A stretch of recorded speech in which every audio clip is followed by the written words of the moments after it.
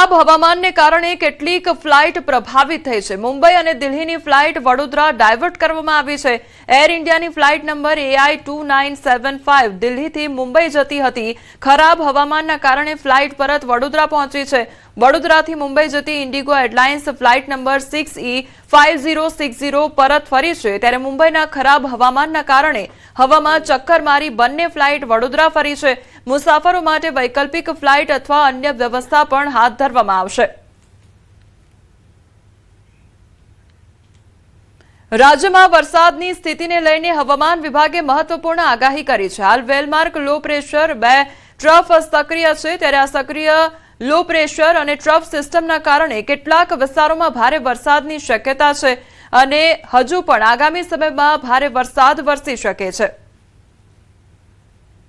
प्रणाली है अभी वेलमार्क लो बना हुआ है उत्तर पश्चिमी मध्य प्रदेश और उसके साथ लगते हुए दक्षिण पश्चिम उत्तर प्रदेश पे है और उसकी वजह से एक और जो सीजनल ट्रफ है जो साउथ वेस्ट राजस्थान से होते हुए उसके सेंटर ऑफ वेलमार्क लो से लेके बांग्लादेश तक है और इसके साथ ही एक ट्रफ और है जो नॉर्थ ईस्ट अरेबियन सी से बांग्लादेश तक है अपने गुजरात और मध्य प्रदेश छत्तीसगढ़ होते हुए।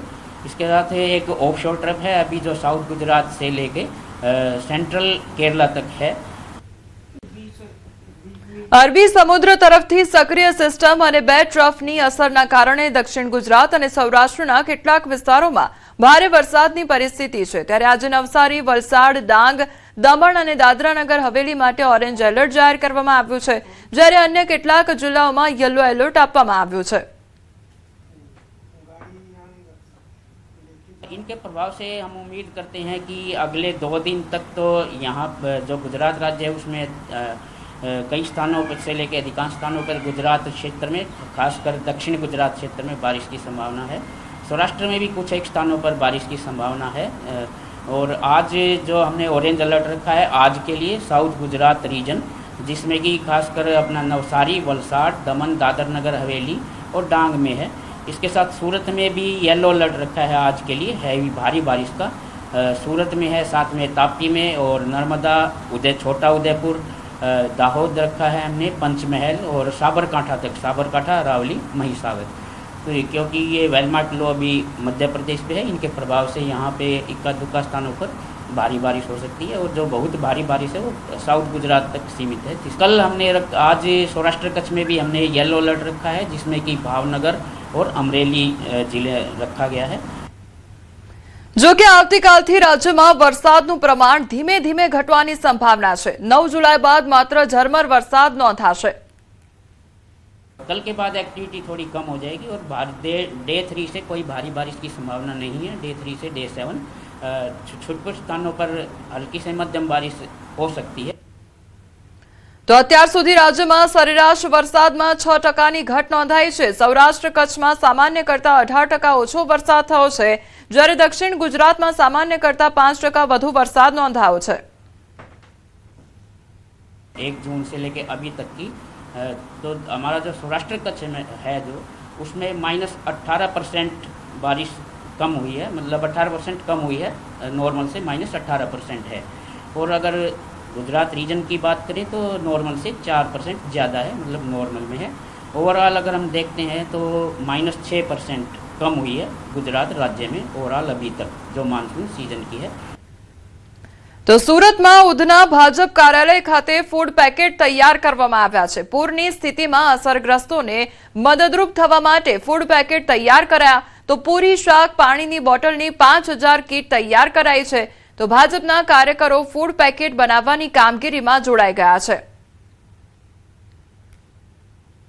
તો ફૂડ પેકેટ તૈયાર કરવામાં આવ્યા છે અને લોકોને મદદ કરવામાં આવી રહી છે। પૂરની સ્થિતિમાં જે અસરગ્રસ્તો ફસાયા છે તેમને મદદરૂપ થવા માટે આ કામગીરી કરવામાં આવી રહી છે અને જે કીટ છે તે તૈયાર કરવામાં આવી છે। ફૂડ પેકેટ તૈયાર કરવામાં આવ્યા છે અને લગભગ 5000 જેટલી જે આ કીટ છે તે તૈયાર કરવામાં આવી છે।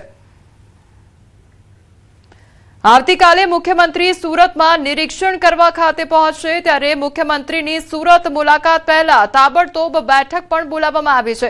રાજ્યના નાણામંત્રી કનુભાઈ દેસાઈની આગેવાનીમાં મહત્વની બેઠકનું આયોજન કરવામાં આવ્યું તો મ્યુનિસિપલ કમિશનર સહિતના અધિકારીઓ શહેરના તમામ ધારાસભ્યો અને સાંસદ બેઠકમાં હાજર રહેશે। સુરતમાં ભારે વરસાદના કારણે સર્જાયેલી સ્થિતિ અને ખાડી પૂરને લઈને ચર્ચા કરવામાં આવી રહી છે। તો આવતીકાલે સીએમ દ્વારા મુલાકાત લેવામાં આવશે। સંવાદદાતા કીર્તેશ અમારી સાથે જોડાઈ ગયા છે। કીર્તેશ, આવતીકાલે સીએમની સુરત ખાતે મુલાકાત તે પહેલા હાલ કયા પ્રકારની મીટિંગો યોજવામાં આવી રહી છે? બિલકુલ, સુરતમાં 2 દિવસ પડેલા ભારે વરસાદ બાદ જે રીતે ગઈકાલે રાતથી સુરતની અલગ અલગ 3 ખાડીઓ ઓવરફ્લો થતા સુરતના 40 થી 50% વિસ્તારો પ્રભાવિત થયા છે। ખાસ કરીને લિંબાયત વિસ્તાર હોય, દિડોલી વિસ્તાર હોય, ગોળાદરા વિસ્તાર હોય કે પછી પર્વત પાટિયા, મગોબ, સનિયા અહેમદ હોય, આ તમામ જગ્યા પર જે રીતે ખાડી પૂર આવ્યા છે તેની સ્થિતિ ખૂબ જ ગંભીર છે। કારણ કે અત્યાર સુધી છેલ્લા 3 વર્ષથી જે ખાડી પૂર આવતા હતા તેના કરતા ડબલ ઝડપી અને ડબલ ગતિએ પાણી આવ્યું છે અને જે જગ્યા પર 5 ફૂટ ભરાતા હતા ત્યાં 10 ફૂટ પાણી ભરાયા છે। એટલે કે લોકોનો આક્રોશ વધી રહ્યો છે।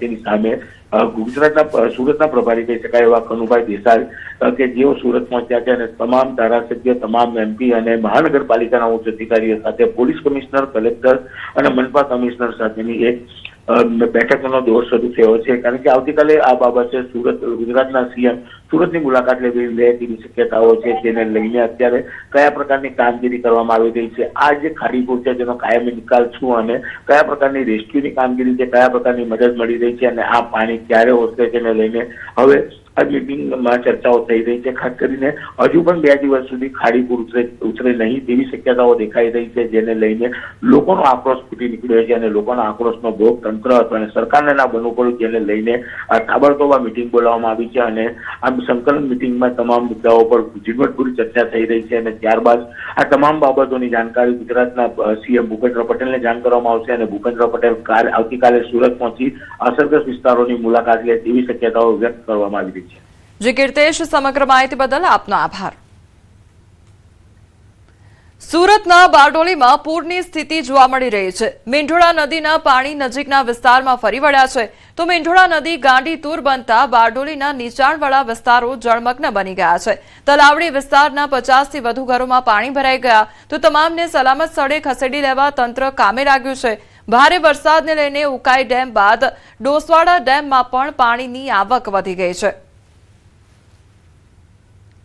રોજ બારડોલી નગર અને બારડોલી તાલુકાની અંદર 9 થી 6.5 ઇંચ વરસાદ વરસવા પામ્યો હતો, પરંતુ જે બારડોલી નગરના નીચાણવાળા વિસ્તારોમાં ગઈકાલે પણ પાણી ભરાયા હતા, પણ લોકોની પરિસ્થિતિ હજુ ઠેરની ઠેર જોવા મળી છે। દ્રશ્ય બતાવવાના પ્રયાસ કરીશ કે બારડોલી નગરથી પસાર થતી લોકમાતા મીંઢોળા નદી જે છે, મીંઢોળા નદીએ રૌદ્ર સ્વરૂપ ધારણ કર્યું છે અને આજે મીંઢોળા નદીના જે પૂરના પાણી છે એ બારડોલી નગરપાલિકા વોર્ડ નંબર 9ના આ તલાવડી વિસ્તારની અંદર 50 થી 60 ઘરોની અંદર પાણી ભરાઈ જતા શ્રમજીવી પરિવારોની હાલત દયનીય થવા પામી છે। અને ખાસ કરીને વાત કરવામાં આવે તો જે ઉપરવાસમાં ભારે વરસાદ સોનગઢ તાલુકામાં અને ઉચ્છલ તાલુકામાં ભારે વરસાદને કારણે હાલ મીંઢોળા નદીના જળસ્તરમાં સતત વધારો થઈ રહ્યો છે અને જે સોનગઢ ખાતે આવેલું આ જે ડોસવાડા ડેમ પણ ઓવરફ્લો થવાના કારણસર મીંઢોળા નદી વધારો થતા શ્રમજીવી પરિવારોને હાલત દયનીય થવા પામી છે। વહીવટી તંત્ર દ્વારા આ સમગ્ર આ જે 50 જે ઘર ધારકો છે એઓને સલામત સ્થળે ખસેડવાની હાલ કવાયત હાથ ધરવામાં આવી છે। સલામત સ્થળે ખસેડી અને બારડોલીની પ્રાથમિક શાળાની અંદર એ લોકોના આરોગ્ય તેમજ જમવાની પણ વ્યવસ્થા વહીવટી તંત્રને ચૂંટાયેલા સદસ્યોએ હાલ કરી રહ્યા છે। ચેતન પટેલ, ન્યૂઝ 18 ગુજરાતી, બારડોલી। સુરતના બારડોલીથી પસાર થતી મીંઢોળા નદી તોફાની બની ગઈ છે। બારડોલીના નીચાણવાળા વિસ્તારોમાં પાણી ભરાયા છે તો ખાડા વિસ્તારના 150 થી વધુ ઘરો પાણી ભરાઈ ગયા છે। તમામને સલામત સ્થળે ખસેડી લેવા તંત્ર કામે લાગ્યું છે। બારડોલી પોલીસ, નગરપાલિકાના અધિકારીઓ અને ફાયરના જવાનો કામે લાગ્યા છે। ઉપરવાસમાં ભારે વરસાદને લઈને ઉકાઈ ડેમ બાદ ડોસવાડા ડેમમાં પણ પાણીની આવક વધી છે। તો ખાડા વિસ્તારના જે 150 થી વધુ ઘરો છે તે ઘરોમાં પાણી ભરાઈ ગયા છે, જેના કારણે લોકોને પારાવાર મુશ્કેલીનો સામનો કરવો પડી રહ્યો છે. તો બીજી તરફ તંત્ર દ્વારા રેસ્ક્યુની કામગીરી હાથ ધરવામાં આવી છે. તમામ જે અધિકારીઓ છે તે પણ રેસ્ક્યુની કામગીરીમાં જોતરાયા છે અને લોકોને બહાર સુરક્ષિત સ્થળે ખસેડવામાં આવી રહ્યા છે.